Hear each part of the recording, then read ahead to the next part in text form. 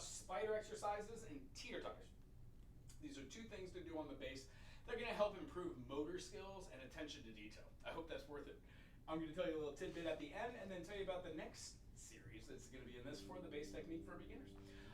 Let's start off here talking about our teeter-totters. Teeter-totters take chords. What are chords? Chords are a composition of three different notes. One is called the root, one's called the median, one's called the dominant. These are just intervals inside of a family of notes. Do, re, mi, fa, sol, la, ti, do. We will learn how to play all these different scales in different video explanations. However, for now, let's just worry about playing half steps. Those are our spider exercises. When we have chords like this E major, and we flip our fingers, moving the first finger off, the second finger to where the first finger was, third finger to where the second was, and bringing the pinky on the front finger, we can get the same chord playing. When we move up, we now have that free finger to bar, B-A-R-R-E, which means we're not left with an open note, which sometimes sounds good, but sometimes it just doesn't. It feels weird. So one of the things we learn how to do is use our fingers accordingly.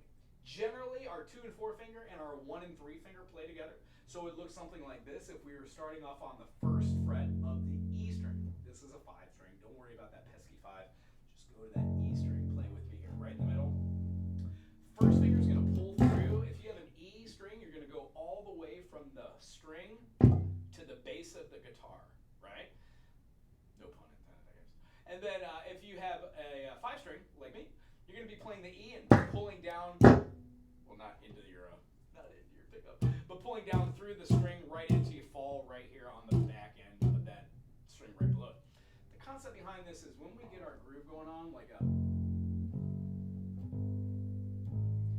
each one of these fingers is correlating with one of these fingers over here. Meaning on my plucking hand, I got my pointer finger pulling through a string and landing right on the string below it. And then on my plucking hand, or on my fingering hand, my chord hand, I have my fingers moving up in half steps or minor seconds. The whole goal is to keep the first finger on that fret while moving the pinky, and then just move it at the end so that pinky is a big stretch.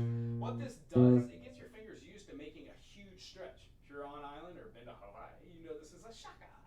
The idea is if you can do a shaka's length with your first finger to your fourth, perfect.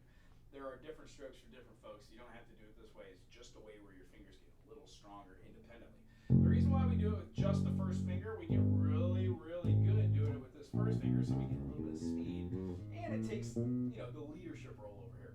Then we get rid of it and we use the middle finger.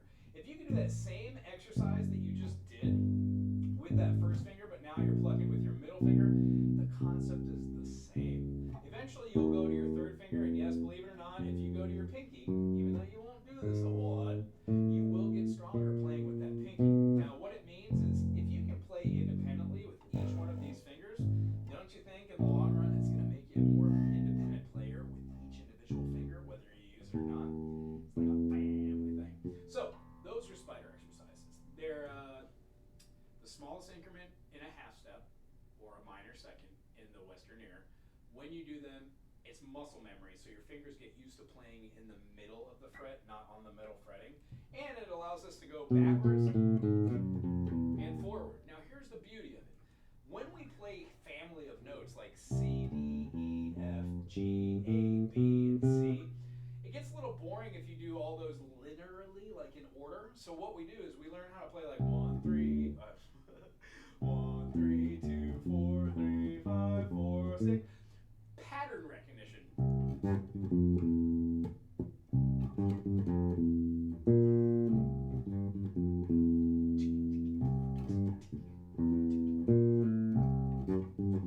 See how a melody is derived out of those 7 notes, But you don't necessarily have to stay within those 7 notes to make music. That is a session or a video for another time when we talk about scales and how to move them. But today, spider exercises build muscles in your hand. They allow you to play in between, and they're a great warm-up. So spend 5 minutes each day doing them, and 2-3 months from now, you will really notice the difference. So the next thing is this teeter-totter. I just want to show you a chord. When we put our first finger on the first fret of the G string, second finger on the A string, and third finger on the D string, don't play the B don't have to play the E, but if you do, it makes an E major. There are 3 notes, a root, a median, and a dominant. When you flatten that median, like taking the first finger off, you get an E minor. So the whole concept of teeter-totters are to take one fingering that has 3 fingers or 2 fingers or 1 finger and change it to another finger. When we play the E major, there are 3 fingers down. Take 1 off, put 1 to where the first finger was. Second finger's gone, so put the third finger where the second finger was. And then the pinky, which is the 4th finger, goes now onto the fretboard where the 3rd finger was. Therefore, there's no difference in these chords. However, when you take a chord like this and you scoot it anywhere, some of them sound great. Some of them don't sound so great because you got other chords and other notes in there that aren't part of the triad. When we play with our first finger, we play a bar chord, B-A-R-R-E, meaning when you play this A major at the 5th fret, it is. I felt like painfully. Go down 1 more. It is the E major just smooshed up here and barred. Therefore, see where I'm going with this? If you learn how to play like an E major, an E minor, an A major, and A minor, you would be able to move these all the way up the fretboard.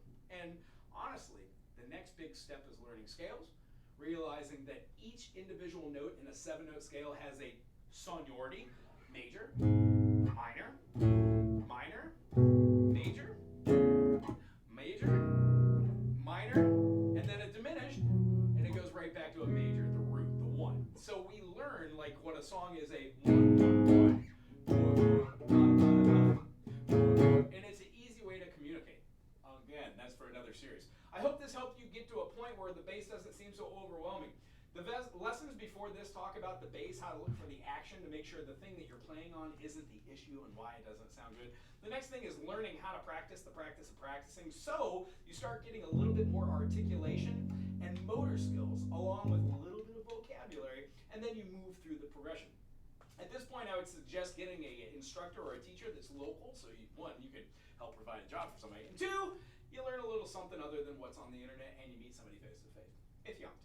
Other than that, if you have questions about what we talked about here, the spider exercises for muscle growth and teeter-totters to see how you can play any chord up the neck, but use a secondary finger so you can bar. Believe it or not, there are many artists who play with chord structure. Victor Wooten, Les Claypool, gee golly whiz, the list goes on and on. If you had a great time today, please put that in the comment section, pass this along and share it, and subscribe if you already haven't. Aloha.